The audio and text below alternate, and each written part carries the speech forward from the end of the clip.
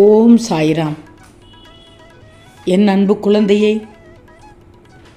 உன் தந்தையாக, சகோதரனாக, மகனாக உள்ளவர்கள் உன்னை பாதுகாப்பதாக தெரிந்தாலும் மனதளவில் அவர்களை தாங்குவது நீ என்பதுதான் நிதர்சனம் தங்கமே. என் வேலைகளில் பாதியை நீயே செய்து கொண்டிருக்கிறாய் என்பதை அறிவாயா? அத்தனை ஆற்றல் உள்ளவள் நீ, என் ஆசி பெற்றவர்கள் நீ சோர்வடையலாமா?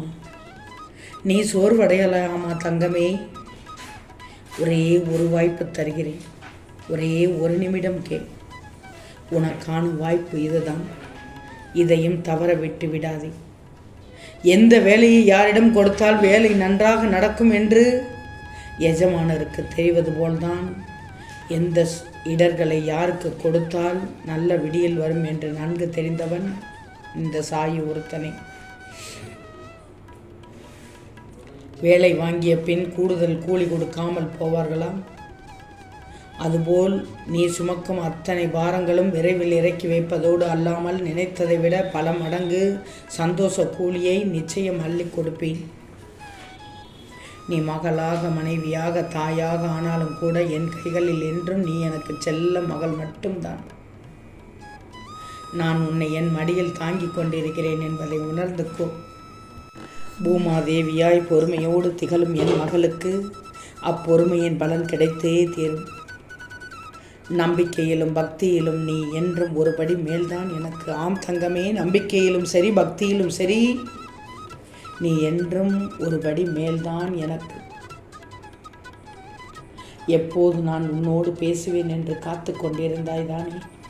இதோ என் பிள்ளைக்காக ஒரே ஒரு வாய்ப்போடு தான் வந்துள்ளேன். தட்டிக்கொண்டே சென்று கொண்டிருந்தாய், தாண்டி சென்று கொண்டிருந்தாய். ஒரு சிலவர்கள் உன்னை நியாயப்படுத்தாமல் பேசி மனதை வேறு விதமாக திருப்பி விட்டு உன்னை குழப்பி கொண்டிருந்தார்கள். அதையெல்லாம் பொய் என்று உணர்ந்து விட்டாய்தானே? அடிபட்டு விட்டாய்தானே? கவலையே படாதே. நான் உன்னுடன் இருக்கும்போது நீ ஏன் அப்படி மாறினாய் என்றுதான் தெரியவில்லை. கவலைப்படாது. இனி நான் அனைத்தையும் பார்த்து கொள்கிறேன். அனைத்தும் சரியாகத்தான் நடக்கிறது. இறுதி வரை அது சரியாகத்தான் நடக்கும் என்று நான் நினைத்த காரியம் பாதியில் நின்று விடுகிறது என்று நீ நினைத்தாய். பின் தவறாக அனைத்தும் முடிந்து விடுகிறது என்று ஒவ்வொரு நாளும் புலம்பிக் கொண்டிருந்தாய். இது ஒரு வாழ்க்கை.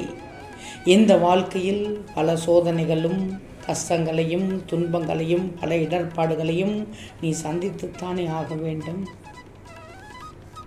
போராட்டம் என்றால் அனைத்தையும் கடந்துதானே வர வேண்டும். உண்மைதானே தங்கமே? உன்னுடைய முன்னேற்றத்திற்கான வழி எதுவோ அதை மட்டும்தான் நீ தேர்ந்தெடுக்கணும். பலரையும் நம்பி உன்னுடைய வாழ்க்கையில் பல ஏமாற்றங்களை சந்தித்து விட்டாய். அதனால் நீ வீழ்ந்து விட்டாய். வீழ்ந்தது போதும், எழுந்திரு. இனி ஒரே ஒரு வாய்ப்பு தருகிறேன், அதை தக்க வச்சுக்கோ. இனிமேலாவது யார் மீதும் அதீத அன்பு வைக்காதே. உன்னுடைய கடமைகளை நீதான் செய்யணும். யாராவது உன்னிடம் இனிக்க பேசிவிட்டால் போதும், அனைத்தையும் சொல்லிவிடுகிறாய், கொட்டி தீர்த்து விடுகிறாய். அளவாக அவர்களிடம் பேசி பழகு. ஆனால் அவர்களுடைய அன்பிற்கு மட்டும் அடிமையாகிவிடக்கூடாது. அதுவே உன்னுடைய வாழ்வில் பல நாட்கள் நீ அழுது கொண்டிருப்பதற்கு காரணமாகி விடுகிறது. உன் சாயை கண்டுபிடித்து விட்டேன் அல்லவா? சற்று யோசித்துதான் பாரு. சிறிது நேரம் மட்டும் யோசித்துப்பார். நான் கூறுவது உண்மை என்று தெரியும், உணர்வாய். உன்னை விட்டு விலகிச் சென்ற யாருக்காகவும் கவலைப்பட்டு கொண்டிருக்கிறாயா? வேண்டவே வேண்டாமே. உனக்கானது என்று எழுதப்பட்டிருந்தால் அது நிச்சயம் உன்னை வந்து சேரும். உன்னை விட்டு சென்றது எதுவும் உனக்காக எழுதப்படவில்லை என்று உன்னுடைய மனதை நீதான் தேர்த்திக்கொள்ளணும். அதையே நினைத்து ஒவ்வொரு நொடியும் உன்னுடைய வாழ்க்கையை மிக மிக ரணமாகி வைத்துள்ளாய். ரணவேதனை தாங்காமல் உன் மனமானது வேறு எதையோ சிந்தித்து கொண்டிருக்கிறது. அது தேவையில்லை. தேவையில்லாத சிந்தனை ஒன்றுதான் உன்னை வேறு வழியில் கொண்டு சென்றுவிடும். கவலையே படாதே, நான் இருக்கிறேன் உனக்கு. நீ தவறாக நினைத்து விட்டாலோ துக்கப்பட்டு விட்டாலோ உடனடியாக மாறிவிடுமா? இல்லையே, நடப்பது நடக்கத்தான் செய்யும். நீ சொல்லி எதுவும் வரப்போவதில்லை, நீ சொல்லி எதுவும் தீரப்போவதில்லை. உனக்கென்று எழுதப்பட்டது என்னவோ அதுதான் நடக்கும். எந்த நேரத்தில் எது நடக்க வேண்டுமோ அப்போதுதான் நடக்கும்.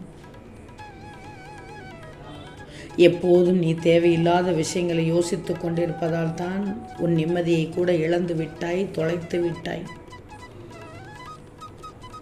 ஒரு நொடி கூட உன்னை விட்டு பிரியணும்னு நான் நினைத்ததில்லை. ஆனால் நீயோ சாயப்பா என்னை சோதிக்கிறார், என்னை அவருக்கு பிடிக்கவில்லை என்று நீயே கற்பனை செய்து கொண்டு அனைவரிடம் சொல்லிக் கொண்டிருக்கிறாய். தன் பிள்ளைகளை உயர்த்துவது தானே ஒரு தந்தையினுடைய கடமை. அதைத்தானே நானும் செய்து வருகிறேன். இது ஏன் தெரியாமல் இப்படி நடக்கிறது என்று தெரியாமல் மற்றவரிடம் போய் ஏதேதோ சொல்லிக் கொண்டிருக்கிறாய். உனக்குன்னு எடுக்கப்பட்டது, உனக்குன்னு இடப்பட்ட தீர்மானம் எதுவோ அதுதான் உன் வாழ்க்கையில் நடந்து கொண்டிருக்கிறது. மற்றவர்கள் செய்து எதுவும் நடக்கவில்லை, தானாக நடந்து விட்டது என்று மட்டும் புலம்பாதே. புலம்பலுக்கு உண்டான காரணத்தை தேடி, அதற்குண்டான தீர்வை தேடி, என்ன செய்ய வேண்டும் என்ன செய்யக்கூடாது என்பதை மட்டும் முடிவெடு. அவன் பேச்சை கேட்கிறான், இவன் பேச்சை கேட்கிறான் என்று அடுத்தவர்களை பார்க்காமல் உனக்கு என்ன தோன்றுகிறதோ அதை எடுத்துக்கொண்டு சென்று கொண்டே இரு. ஒருவருக்கு ஒரு சிலர் சொல்வது கேட்க முடியும், ஒரு சிலருக்கோ கேட்க முடியாது. ஒரு சிலருக்கு நடக்கும், ஒரு சிலருக்கு நடக்காது. இதனால் அங்குள்ளவர்களை பழிபாவம் சொல்லி கொண்டிருப்பாயா? இல்லையே. அதனால்தான் உனக்குன்னு ஒரு மனது இருக்கிறது. அந்த மனம் என்ன சொல்வதை என்று மட்டும் கேட்டுக்கொள். யாராலும் பறித்து கொண்டு செல்ல முடியாத உயர்ந்த செல்வமான உள்ளம் உன்னட்டத்தான் இருக்கிறது. நடக்கப் போகிற உண்மையான விஷயங்களைத்தான் உனக்கு அருள்வாக்காக இத்தனை நாள் நான் சொல்லிக் கொண்டிருந்தேன். ஆனால் நீயோ என் வார்த்தைகளை வெறும் பேச்சாக எடுத்துக்கொண்டாய். என்னை நினைச்சா வெறும் வார்த்தைகளோடு முடிஞ்சு போயிரும். வெறும் பேச்சாக நினைத்தால் வெறும் வார்த்தையோடு முடிஞ்சு போயிரும். உன் கஷ்டத்தையும் கண்ணீரையும் முடிவுக்கு கொண்டு வர வேண்டியது என்னுடைய பொறுப்பு.